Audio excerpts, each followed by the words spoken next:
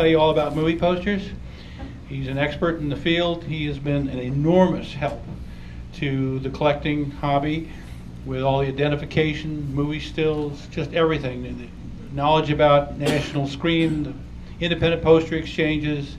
There's a whole lot I don't even know that he's done, but we need people like him, and he's been an enormous help. He will tell us about what he does, where he's going, what he'd like to do, and maybe how you can help him. Ed Poole. Thank you. Thunderous applause. All right, let me find this. Can you hear me? Do I need this? I've got a big mouth. You can hear me all right? All right, let me put this aside then. You have a big mouth. Yeah, you didn't realize that, huh? No. On the phone, I know your voice. Everyone seems to. Thank you for coming. My name, as rumored, is Ed Poole. This is my wife, Susan. We are film accessory researchers, and sadly, we are the only ones in the world. Now, 7 years ago, we came right here to Cinevent. We were sort of at a crossroads.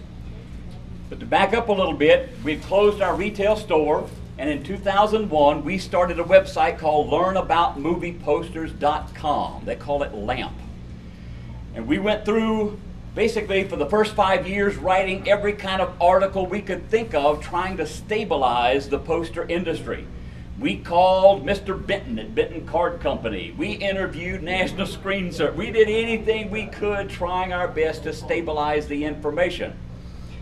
In 2005, we wanted to advance a little more, so we sat down with my son-in-law, who's a master programmer for the Navy shipyards, and we spent 10 months designing the ultimate research database, unlimited in every direction.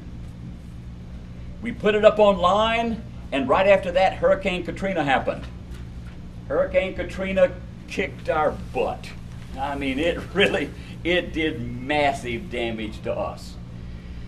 We used research basically as a therapy to get through it. I mean, it was 4 months before we even got temporary electricity back to try to get into our house or work to clean it up.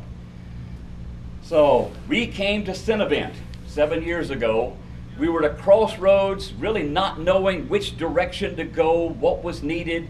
So some may remember, I came up and walked around asking collectors, what kind of research is needed? What does the industry need? What's the most important that could be done to help stabilize the industry? One of the things that we got was international. There was a growing of international. We've done a little bit on the website. So we started immediately digging into international movie posters. We put up and did research on 38 different countries. We put up basics of film history, poster sizes, censorship markings, anything, all the basic information that we thought would be helpful and be needed. We even made little charts in case you didn't know the country, as country identification charts, how to go down the line telling one country from the other on the posters. Another area of concern was reissues. Well, when you're dealing with international paper, we had to go into each culture basically, so we started digging into like Japanese Aaron marks. We went into Dutch film curing stamps. Anything that country could produce to try to come up with a way to tell a reissue. For Belgium, we did Belgium tax stamps, visa de censure numbers.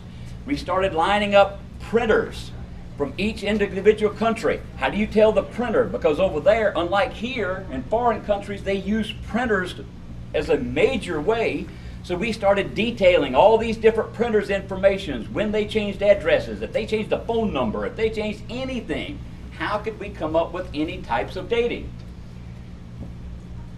So with that, we just continued on all the way out through. One of the next things that we did was poster artist. That was another hole. Oh, yes, that's right, I forgot. We did this too. We came back for US, not just international, for the United States, we came back. Yeah, Susie keeps me in line, by the way, so I don't veer off too bad. For the United States, we started digging into National Screen. Now, everybody knows National Screen Service, but there were very little records anywhere. We went and bought 2 different issues of different types of National Screen Service books and started cross-referencing and compiling them, digging into untangling a lot of their records of how their other marks, their first years, the different marks. We interviewed National Screens numerous times over the years, so we went back pulling all the interviews, pulling all this, putting together. We wound up putting out 2 books, no, not yet, 2 books there, one 18,000 trailer codes, the other 25,000 poster codes. So we were trying to at least stabilize the hobby there on National Screen Service. Then we started looking at before National Screen Service, at all lithography plate numbers. Now, that was another story. A lot of people, we didn't realize at the time, there's a lithography museum in Buffalo. So we would dig into a lithographer and we'd call them, "You have anything on this?" "No." Well, we'd dig into another one. "You have anything on this?" "No."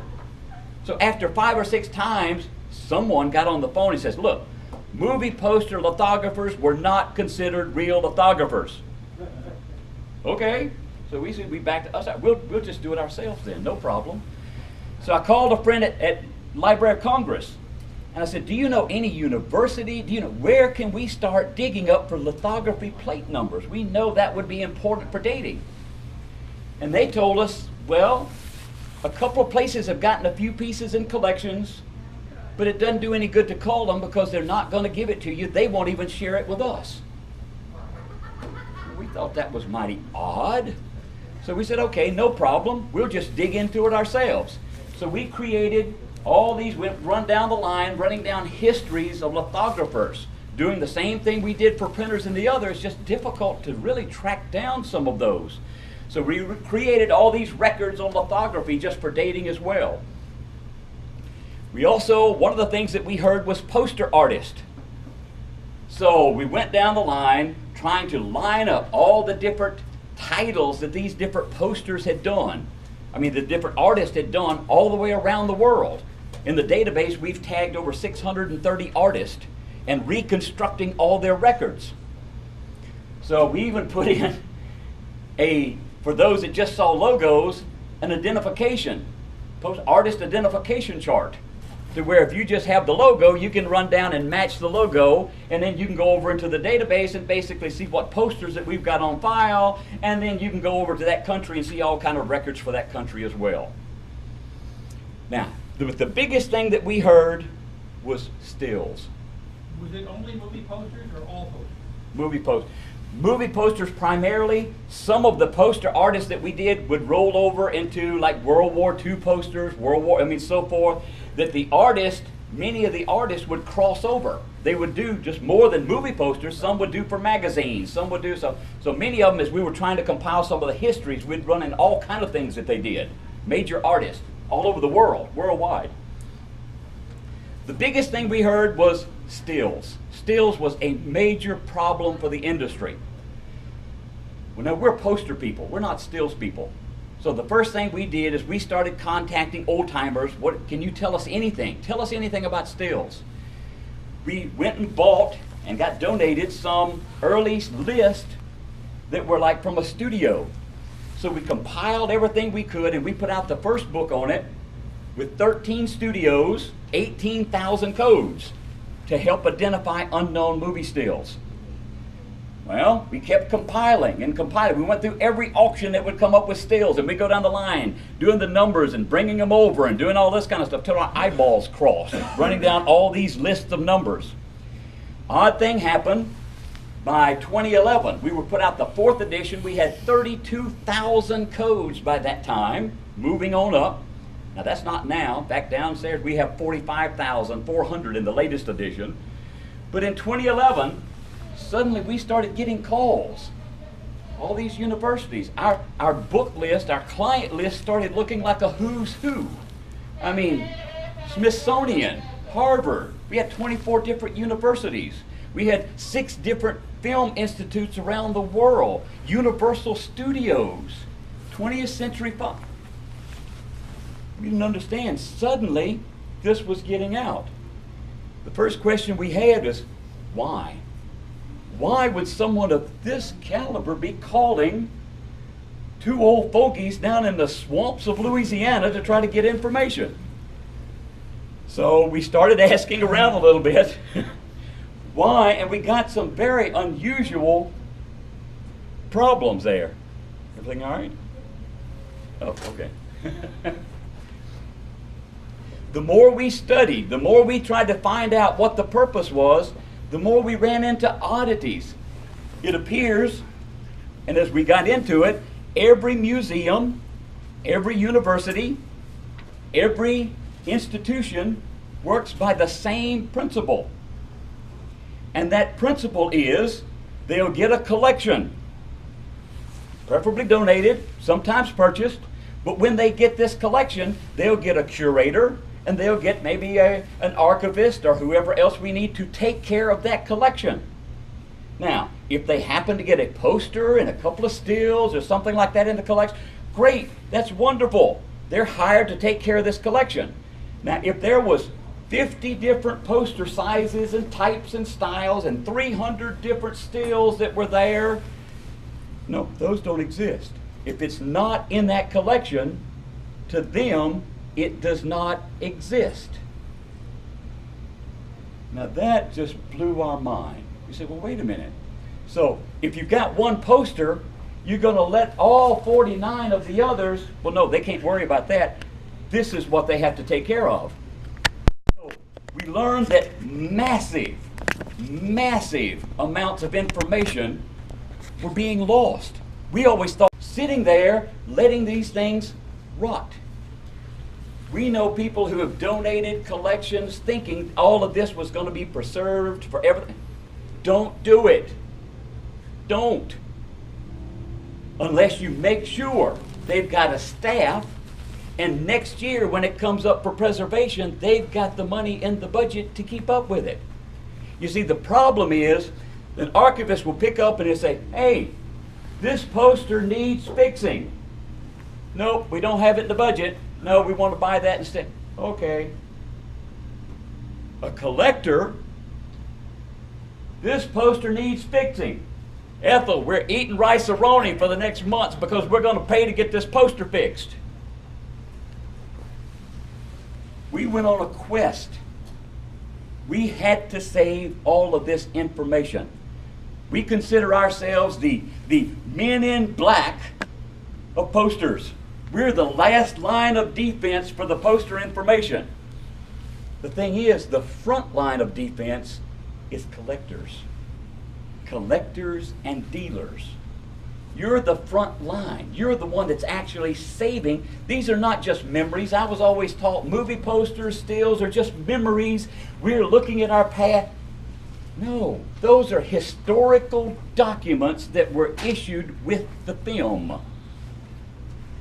Now, I wanted to give you an example. Some of you have heard of CinCon out in California. We've been offered many times to come out there. This is where all the directors are, and this is where all the information is. This is where all the, and we would like to go. Yeah, they said, bring our books, bring our research, come out there. Well, back in 2010, you had one of these researchers going through, and he's going through the film, and he saw, hey, wait a minute, I recognize that guy. That's Charlie Chaplin. We found a lost Charlie Chaplin film, and they announced it all over the place. This is a lost, we didn't even know he was in the film. So they did all kind of advertising. Come out here and look at the lost film. Hey, all they had to do was look at the poster.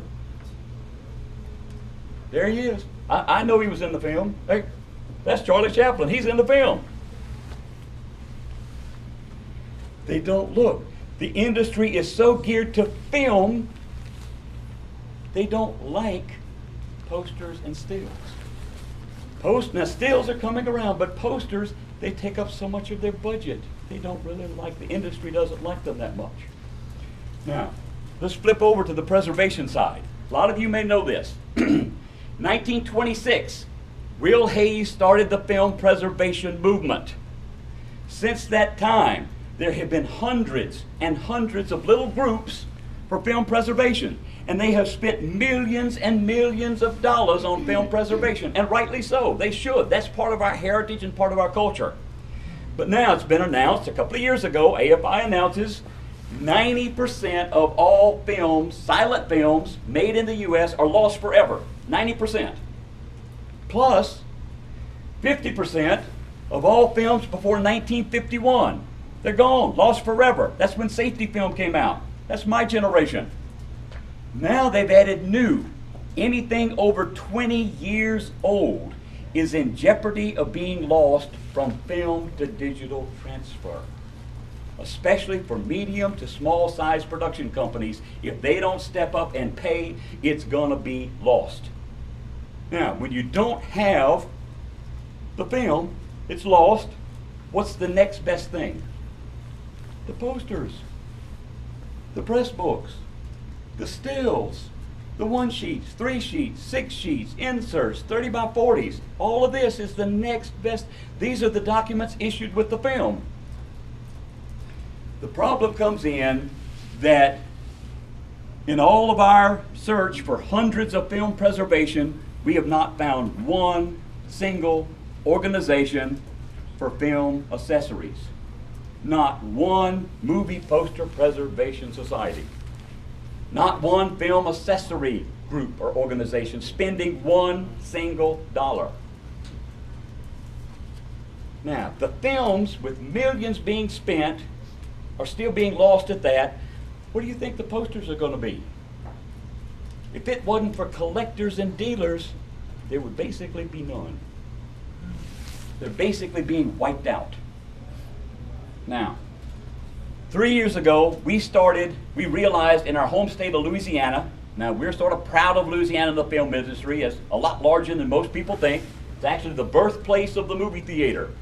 First theater in the United States was opened July the 18th, 1896 on Canal Street in New Orleans. Oddly enough, they came to the swamps. So we started digging in there. We found that no history was being saved in Louisiana. So we started digging in and trying to provide it. So we wrote the book, Louisiana Film History. We started going around and doing lectures and talks. We made the first film exhibit down there, Louisiana Film History exhibit down at Nicholls State University. So with this, no, not yet. I thought we had another frame in there. We don't. Sorry about that. We went around. With this, we started digging up several things there in Louisiana. One of the things is we found another museum that was interested. This is some of the good news.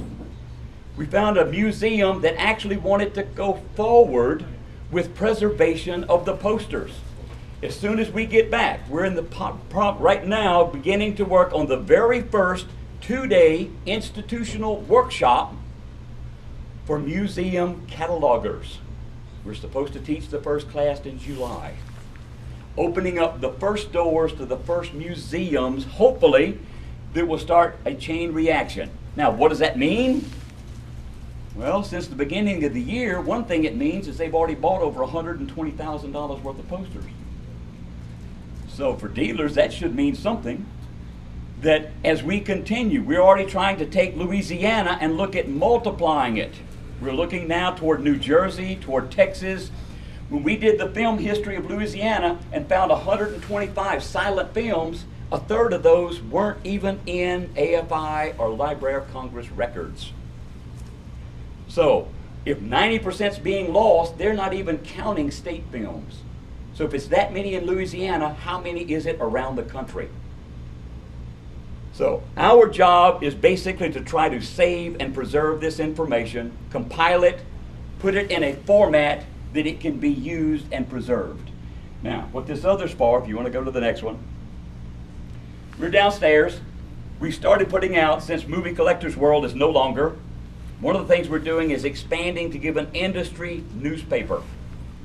So we've got now, the Lamp Post is on, it runs about 40 to 45 pages right now. It's all online. On a researcher salary, that's all we can do.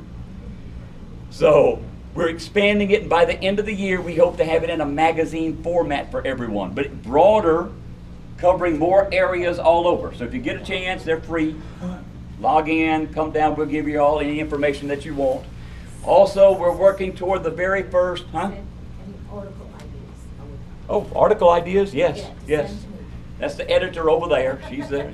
And know something's happening in the industry, let me know. Yes. We want to start reporting all across the industry, anything and everything that's going on that would be of interest. Now, finally, one other thing is we've already started moving toward the very first museum, the Film Accessory Museum and Research Center, to try to train more, research more, and start putting together a place that will actually hold film accessories a lot better. So that's basically what we're doing. Come down to the tables. Please come talk to us. We really appreciate Maury, Steve, all that for asking us to come up here. And thank you a lot. If we can do anything, please give us a call and let us know.